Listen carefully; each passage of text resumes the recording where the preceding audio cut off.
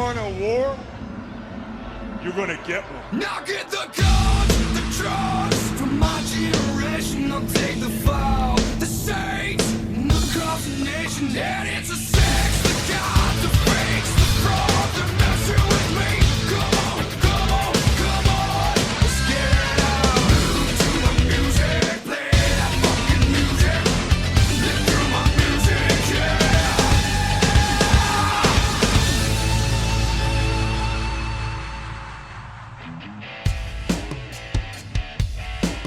It's another landmark episode of WCW Nitro this week on Reliving the War. It's the 10th of June 1996. Raw is on the USA Network and the WWF are still showing tape matches from Fayetteville, North Carolina. Nitro is live tonight on TNT and the WCW show is being held in Wheeling, West Virginia. Let's look at the first 60 minutes of WCW Nitro and we'll give out the first point. Larry Zbyszko and Tony Schiavone announced that our main event will feature, get this, Joe Gomez and the Renegade versus Ric Flair and Arn Anderson. Apparently Kevin Green and Mongo McMichael are going to pay special attention to this tag team main event. Scott Norton's going to get a title shot later on in the show against the Giant, and we also see a recap of Scott Hall and Sting's interaction last week. Schiavone says that he looks forward to Scott's big surprise later on the show. Scott Steiner then defeated Booker T in an excellent opening match. Scott got the win with an overhead belly-to-belly suplex. Mean Gene interviews Steiner, and it's announced that the Steiners will take on Fire and Ice once again at the Great American Bash. Deborah McMichael interrupts the promo, and Deborah says that she's worried that her husband will do something crazy at the Great American Bash. Oh, I'm sure he will. Deborah blames herself for this situation Mongo has got himself in, and she says she would prefer if the match got called off. Mean Gene says he will speak with Bobby Heenan later and they'll come to some sort of an agreement. Diamond Dallas Page defeated Jim Powers next with the Diamond Cutter as DDP continues getting pushed on TV. It seems to be working, by the way. The fans are slowly getting behind Diamond Dallas Page. WCW then gives a little backstory regarding the upcoming Kevin Sullivan vs Chris Benoit match at the Great American Bash. It's all about Sullivan's weird relationship with the Four Horsemen. We even see clips of the Respect match with Brian Pillman.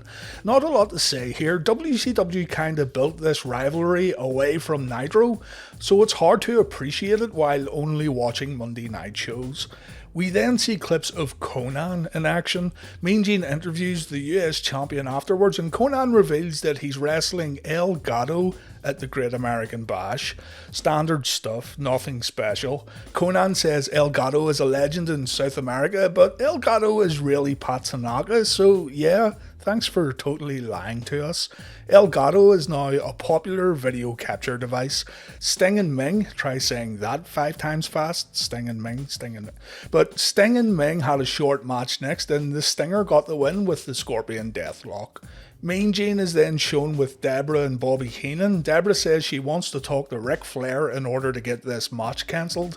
The door closes, we hear Deborah scream, she runs out, and then Flair and Anderson attack Gomez and the Renegade in the corridor. Hacksaw Jim Duggan then defeats Dave Taylor with the taped fist. It lasted around 2 minutes and it was a complete waste of time.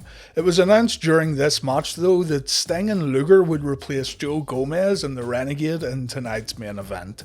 Big Bubba gets interviewed by Mean Gene Okerlund next. He's still holding John Tenta's hair, and Bubba says he gave the world a reason to laugh in John Tenta's face instead of behind his back a few weeks ago. Tenta vs Bubba is made official for the Great American Bash. The first 60 minutes comes to an end with Mean Gene Okerlund interviewing Scott Norton. We see a replay of the Giant chokeslamming Norton last week, and Scott says he isn't afraid of the Giant and he's eager to take away the big man's WCW Championship. There's a lot of stalling next as the little stick of dynamite appears once again, and Nitro then goes into hour number 2. I'm giving Nitro the unopposed point here. Plenty going on. The opening match was really good, and the only real dud was the Hacksaw Jim Duggan match. Raw kicks off with Vince McMahon and Jerry Lawler making a few announcements.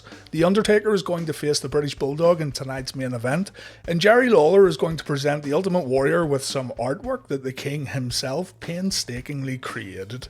Yokozuna is already in the ring, so let's look at our first matches. We have Scott Norton versus the Giant, while the WWF gives us a King of the Ring qualifier, Owen Hart versus Yokozuna. Owen Hart tries to get in a sneak attack at the opening bell, but Yokozuna puts an end to that with a big right hand.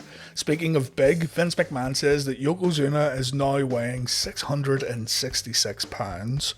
Yoko dominates the opening portion of the match. As soon as Owen gets up, Yokozuna chops him right back down. Owen even tries to Irish whip his opponent twice, and Yokozuna simply doesn't budge. Owen takes a clothesline for his troubles. Yokozuna slams the King of Hearts to the mat, but a follow-up elbow drop misses its mark. Owen Hart then begins complaining to the referee about his, quote, injured wrist, and this allows Jim Cornette to hit Yokozuna with his trusty tennis racket. Owen even had me distracted here. I wasn't paying attention to Cornette at all. Owen then begins winding up his punches in an effort to bring Yokozuna to the mat. Right hand after right hand fails to knock down Yoko, but a spinning wheel kick does the job as the crowd begins chanting, "We want Brett." Owen then misses a diving elbow. Owen tries to headbutt his opponent, but Yokozuna shows the King of Hearts how it's done. A big back elbow brings Owen down, and then Yokozuna drags Owen to the corner for the banzai drop. It looks like it's all over, but Yokozuna loses his balance and falls from the middle rope. Owen takes advantage and Owen picks up the win. Owen Hart continues in the King of the Ring tournament. I'm not sure if this was Vince McMahon's way of trying to embarrass Yokozuna. The big man was taken off TV after this bout, and when Yoko came back at the 1996 SummerSlam Free-For-All, his match ended in a very similar way. Whatever the case, it was a poor way to end this match. Scott Norton versus the Giant for the WCW Championship. Flash Norton goes on the attack right away, but the Giant stops Norton in his tracks. We see a power slam from the Giant and he makes it look easy. Norton isn't a small dude, but he's picked up here like a cruiserweight. Scott is then able to get in some offense when he throws his entire body weight at the Giant while the WCW Champion stands in the corner. Loads of impact here, and again, it's easy to forget how big these two guys really are when you see stuff like this. The fight then spills to the outside. Scott looks like he's in control, but that doesn't last long. The Giant nails a chokeslam on the outside, and yeah, consider this one done already. The Giant rolls Norton into the ring and it's over. The Giant wins via pinfall. I wasn't sure if it could get any worse than Owen versus Yokozuna, but it did, somehow.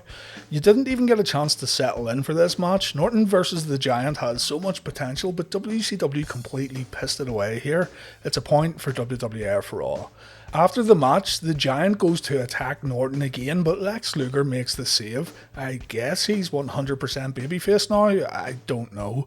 Giant and Luger go to Ric Flair's VIP table. Luger stops himself from getting chokeslammed by using a champagne bucket.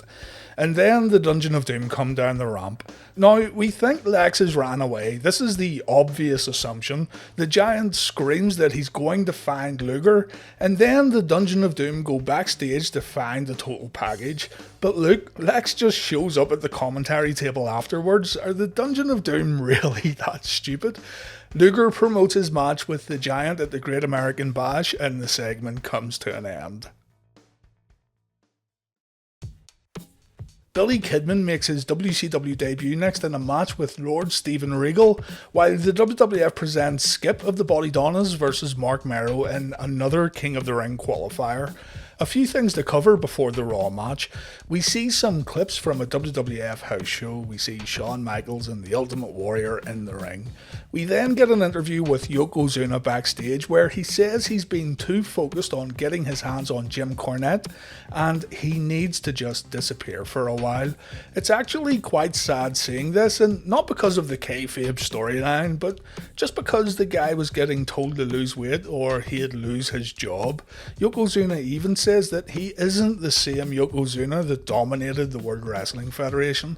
We then see a clip from the Action Zone. It's a candid interview with Jake Roberts, and Jake briefly talks about his demons and how his wife would have to sit up at night to ensure Jake didn't choke on his own vomit. Can the WWF do anything to make you feel more depressed? Well, here's Wildman Marc Mero versus Skip. Only joking, this one maybe has potential, maybe. Jake Roberts is providing commentary here. I'm surprised he's allowed anywhere near Vince McMahon after that main event match last week, to be honest.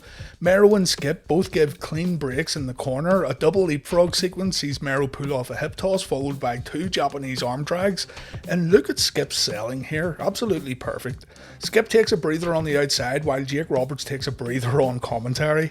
The match gets back inside the ropes and Mero takes control of Skip's left arm. Mero doesn't give a clean break in the corner this time, but Skip puts a stop to Mero's offensive flurry with a boot to the mouth.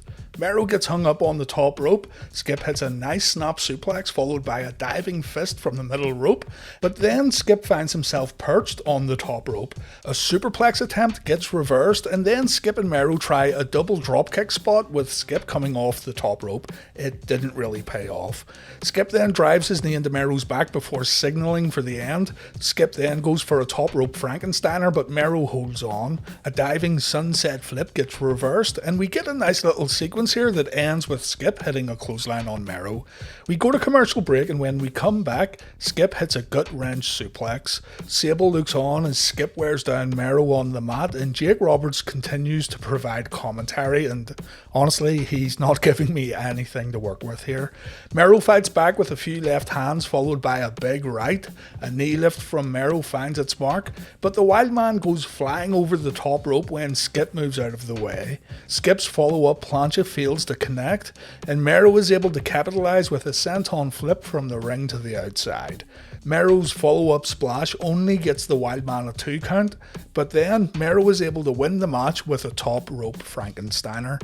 This one was pretty good, I enjoyed it anyway. This means that Owen Hart will face Marc Mero in the quarterfinals, and we also have Justin Hawk Bradshaw versus Jake Roberts and Steve Austin versus Savio Vega. After the match, the address is shown again for those wanting to manage the Body Donnas. It's like, hey, would you like to manage this fucking loser who just got pinned by Marc Mero? Billy Kidman had only been in WCW for a few months, and here he is getting a big TV match against Lord Steven Regal. You have to go into this one with the right expectations. You know it's going to be a squash match, and you know it's going to be short. Regal destroys Kidman right from the opening bell, but Billy fights back with a dropkick to the back of the head. This allows Kidman to also hit a tornado bulldog before the young rookie goes to the top rope. Kidman misses a 450 splash, and his lordship's reaction afterwards is nothing but pure gold. I love this era of Lord Steven Regal so much. Regal drills Kidman with a suplex, and Billy taps out when Regal applies a modified Boston Crab while standing on poor little Billy's head. Regal's Great American Bash opponent Sting then runs down, and Regal takes a slap to the face, a little payback for a few weeks ago. Regal is then left embarrassed as the segment comes to an end. It was an entertaining few minutes here on Nitro, but I'm still giving the point to Raw. The Mero vs Skip match was just better. The Public Enemy take on the Nasty Boys next on Nitro, while Jerry Lawler wants to give the Ultimate Warrior some artwork on Raw. The Ultimate Warrior comes to the ring wearing a baseball cap that advertises his Ultimate Warrior comic book, and apparently Vince McMahon was livid when Warrior decided to wear this cap.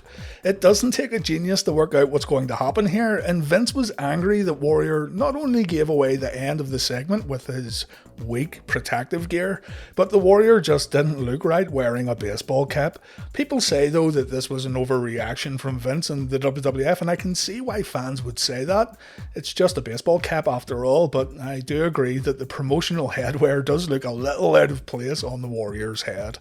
Jerry Lawler says that he done the Warrior a favour. Being a king isn't all it's cracked up to be, and Warrior should be thankful that he isn't progressing in the King of the Ring tournament. Lawler praises the artwork found inside the Ultimate Warrior's comic book, and Jerry says that he himself is also an artist both inside and outside the ring. Jerry wants to make peace, and he presents Warrior with a portrait that Lawler himself took the time to paint. Warrior says that Lawler is indeed an artist, a con artist, and the King isn't going to talk his way out of this one. The Warrior still plans on kicking Jerry's ass at the King of the Ring show. Jerry then smashes the painting over the Warrior's head. We assume the King runs away because we don't see anything. We go straight to the replay instead, and the segment ends with the Warrior running back up the entranceway. This one has become infamous because of the baseball cap, but all in all, it wasn't really a great promo. A video airs on Nitro that says, "Our world is about to change." The words, "blood runs cold," get displayed as some kind of portal opens while frosting up the screen. The word glacier is then shown, and whoever or whatever this is, I can't wait to find out more next week. You know this is the Sub-Zero guy, right? How long does this go on for? Moving on, we have the Public Enemy taking on the Nasty Boys next on Nitro, and I am really struggling to find any kind of excitement for this one. It's a dirty job, but someone's got to do it. The Public Enemy storm the ring after the Nasty Boys entrance. Jerry Saggs just can't be asked working tonight, it seems. He doesn't even bother moving out of the way when his partner tries to ram Rocco Rock's head into the turnbuckle. We see the dreaded Nitro split screen as the four men begin beating each other up, and yeah, we've seen this all before. This is the exact same match from around a month ago or so. Knobs and Grunge eventually get in the ring while Rock and Saggs fight on the outside. Absolutely nothing of interest is happening, and I really do apologise if there's fans of the Public Enemy or the Nasty Boys out there. I'm sure they exist, but this is horrible. They had a decent match back at January's Clash show, but you only need to see the match once and you've seen it all.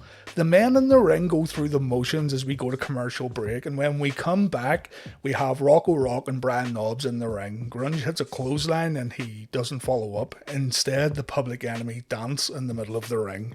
Knobbs answers with a double axe handle across the back, and it takes these guys forever to get back up.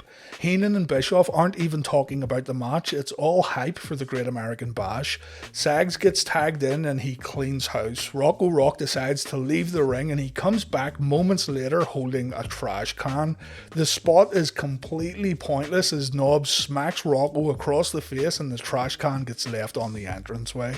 Back inside the ring, Saggs hits a pump handle slam and Knobbs goes to follow up from the top rope.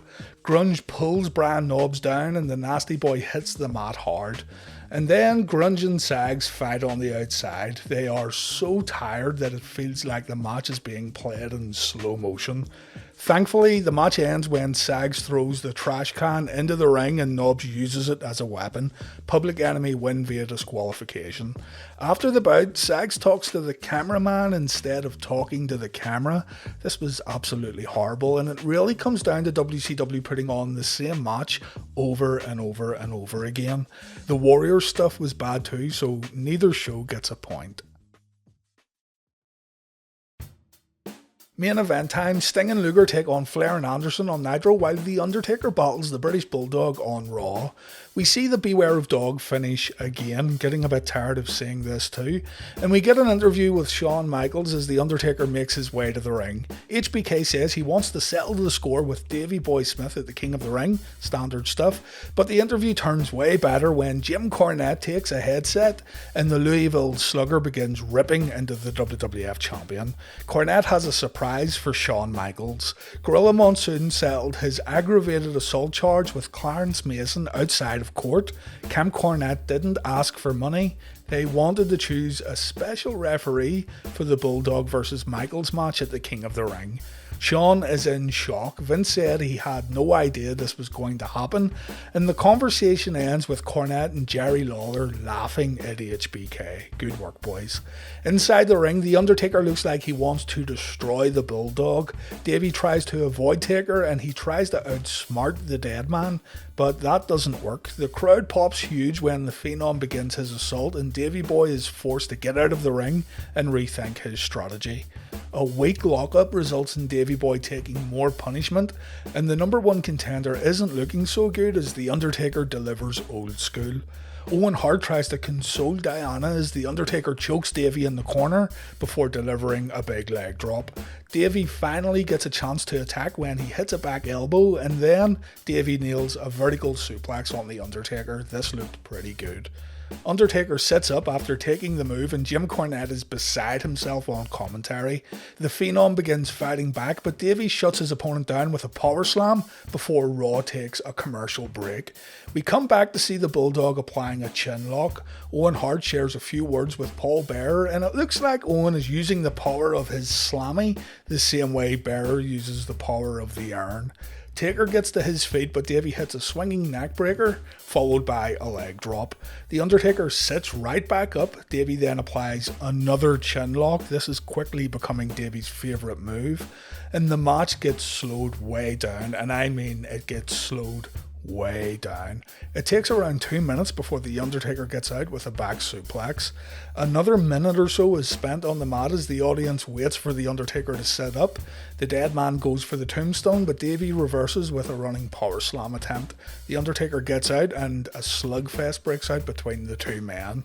Raw takes its final commercial break. Taker hits his jumping clothesline, and the dead man follows up with the choke slam.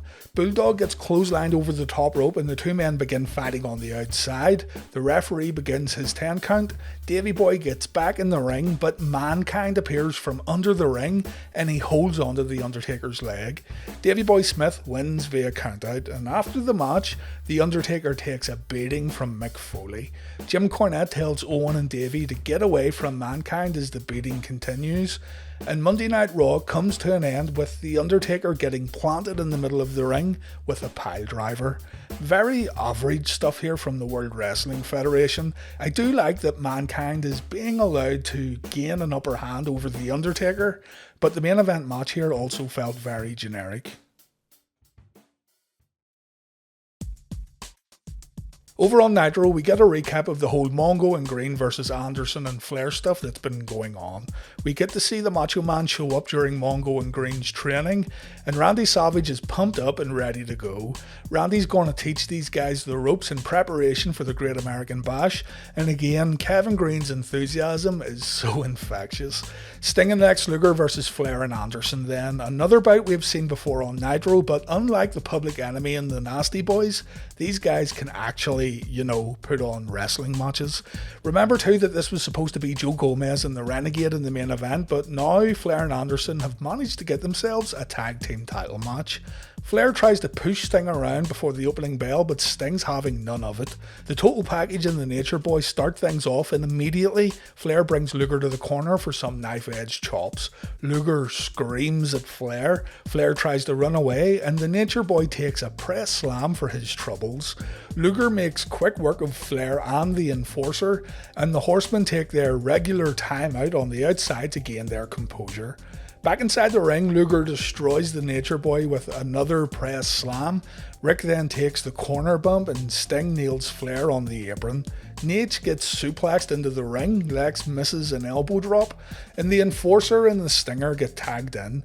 Double A overpowers Sting, but Sting outsmarts his opponent. Basic stuff, but fundamentally sound. A leapfrog sequence ends with Sting hitting a face crusher, and Ric Flair comes in to take yet another press slam.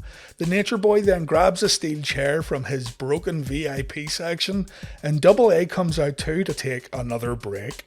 We come back from commercials and Double A is having a hard time keeping up with Luger and Sting. The Nature Boy stares a hole through the Stinger after getting tagged into the match, but unfortunately Flair isn't able to do much damage. Sting misses a Stinger splash, but he's able to follow up when Flair goes to the top rope. Flair then hits the mat hard after a superplex as Bobby Heenan tries to coach the Horsemen from the commentary desk. Arn breaks up a pin attempt and Flair delivers a thumb to the eye before Double A gets tagged back in. The Enforcer hits his signature spinebuster, but Sting kicks out at 2. The two men test each other's strength on the mat, but this ends with Anderson taking Sting's knees right in the balls. Anderson sells it very, very well. Flair comes back into the match, but his back gives out when going for a suplex. Anderson makes sure that Sting can't capitalize, and even when Sting gets the upper hand, the referee is distracted by Lex Luger. We come back from the final commercial break and Slick Rick is taking care of Sting on the outside. Sting desperately needs to tag out as Double A goes for a Vader bomb. Sting gets his knees up again, and finally Lex gets tagged in along with Ric Flair for the final time in this match. Luger cleans house, Flair takes press slam number 4, and you can see the audience standing and looking at the entranceway. Out comes the Giant and a fight breaks out between the WCW champion and Lex Luger. Scott Steiner shows up and the Giant gets nailed with a wooden chair, and the Giant decides to back up when Sting, Luger and Steiner begin beating him up. So we have another match on Monday Nitro that's been thrown out. On the rampway, Mean Gene interviews the Giant, and the Giant says that Luger will pay at the Great American Bash and the total package is going to leave the pay-per-view on a stretcher. So which main event was better? I'm going to go with Nitro. Eric Bischoff and Bobby Heenan begin wrapping up the show, and then Bobby Heenan runs away when Scott Hall shows up. Bischoff is a little more confident than usual. Eric wants to know who this big surprise is, or what this big surprise is. And then Big Daddy Cool Diesel shows up. Kevin Nash says that Eric Bischoff has been out here running his mouth ever since the inception of Monday Nitro. And then he says it. This is where the big boys play, huh? Look at the adjective. Play. Look at the adjective. Look at the adjective. Look at the adjective. Play.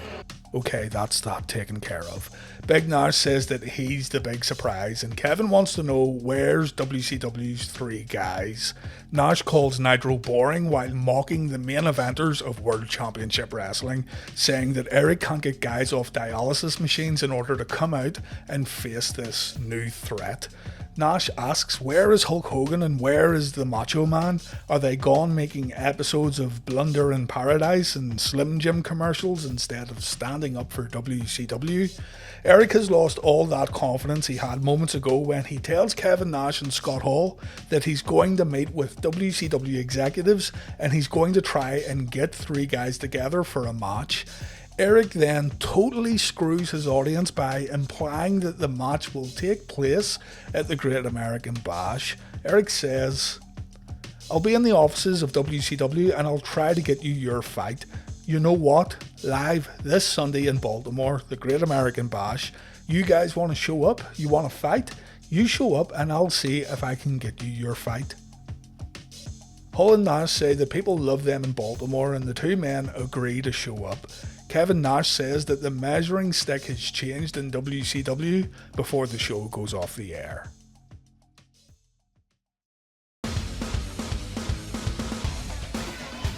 It's another draw this week with both shows scoring 2 points each. The Warrior segment and the Public Enemy match could have swayed it, but in the end I thought both were pretty bad. WCW Nitro started off really well and they ended really well, but things were a little shaky in the mid-card this week. Our overall scores are now 14 points to Raw, 17 points to Nitro, and we've now had 5 ties.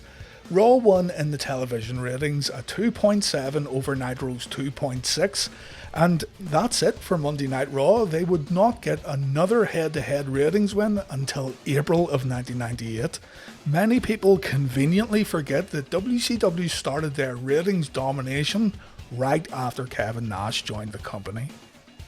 Next week we begin the King of the Ring quarterfinals, and we'll also have the results from WCW's Great American Bash.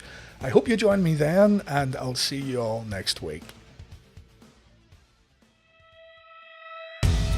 Thank you for watching Reliving the War, and a big special thank you to Justin Wang for appearing in this video. Many of you know that Justin creates seriously intriguing videos based on internet mysteries, but Justin is also a pretty huge wrestling fan.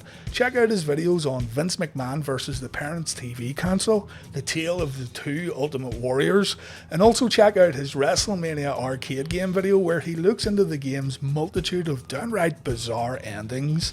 You'll find some clickable links after the credits, and also check out this video's description for more info. Again, a big thanks to Wang for coming on the show, even though I have no idea who this Sub-Zero guy is that he speaks of.